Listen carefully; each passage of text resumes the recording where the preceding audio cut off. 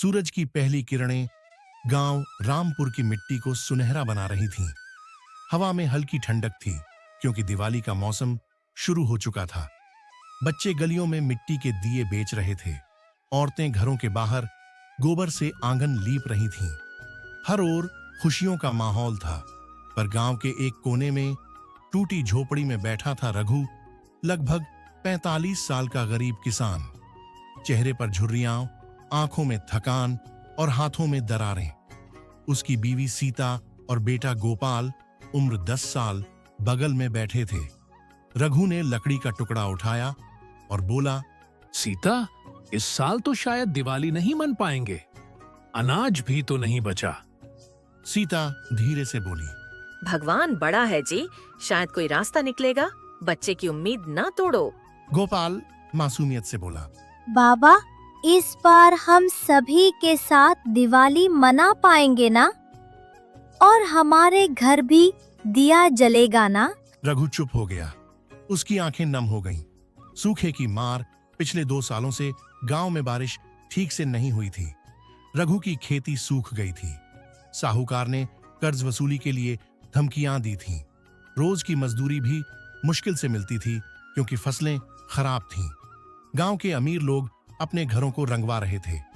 पटाखों की आवाजें पहले से आने लगी थीं। रघु के घर में बस सन्नाटा था। सीता ने पुराने कपड़े से गोपाल के लिए एक छोटी सी कुर्ती सिल दी थी। वो बोली, कम से कम गोपाल को लगे कि त्योहार है। रघु ने चुपचाप सिर हिलाया। उम्मीद की लौ।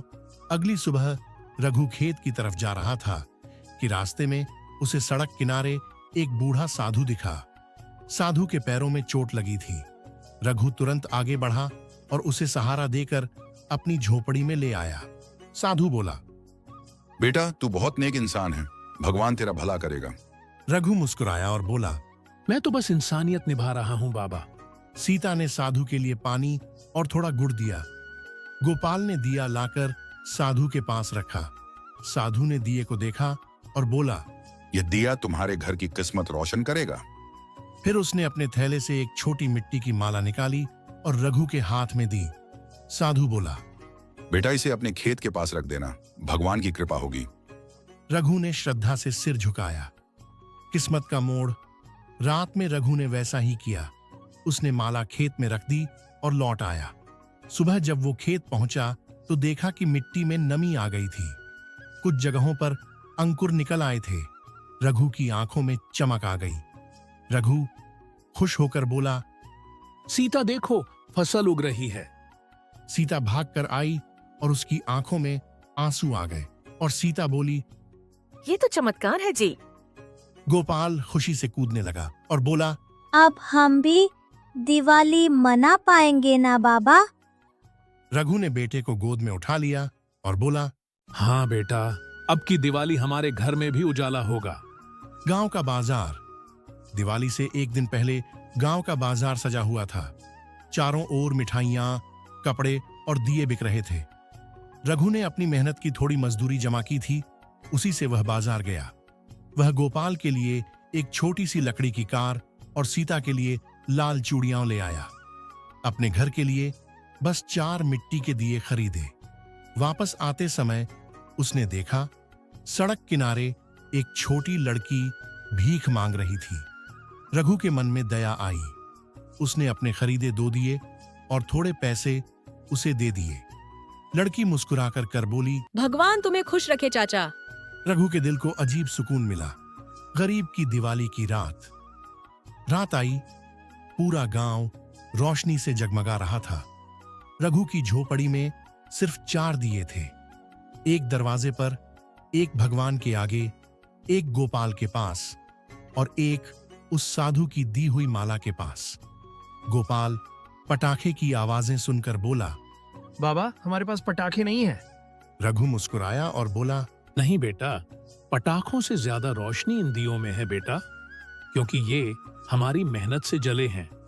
सीता ने मिट्टी की थाली में थोड़ा सा गुड़ रखा और सबने मिलकर भगवान को धन्यवाद कहा।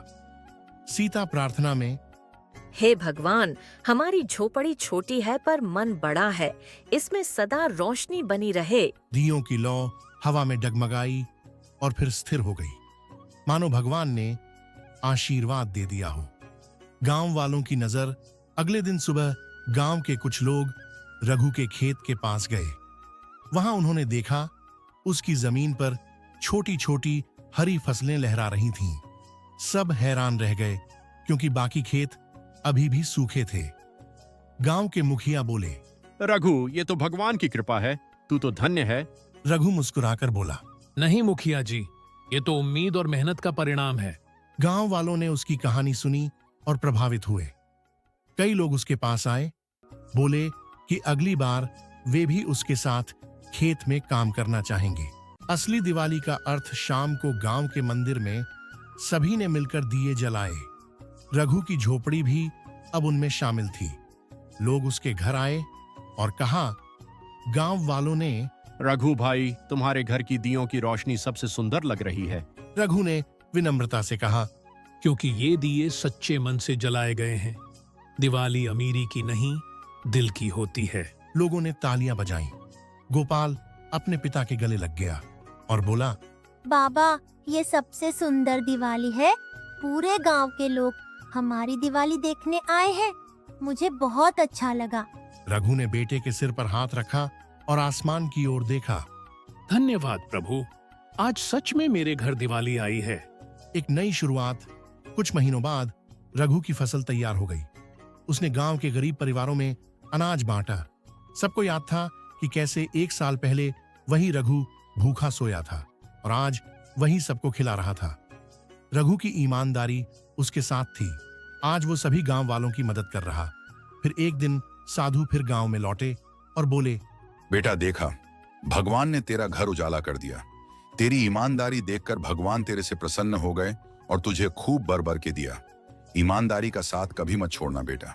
रघु ने उनके चरण छू लिए हैं और बोला, बाबा, असली उजाला तो दिलों में हुआ है। मैंने जितनी मेहनत की और ईमानदारी से चला, उतना मुझे भगवान ने दिया। बेटा याद रखो, जहाँ इंसानियत है वहीं दिवाली है। दिवाली का असली अर्थ रोशनी से नहीं बल्कि दिल से होता है। अगर हम किसी के जीवन में थोड़ी सी उम्मीद जगा दें, वही सच्ची दिवाली है। दोस्तों, अगर कहानी अच्छी लगी हो तो लाइक, कमेंट एंड चैनल को सब्सक्राइब करके जरूर जाना। मिलते हैं अगली कहानी में।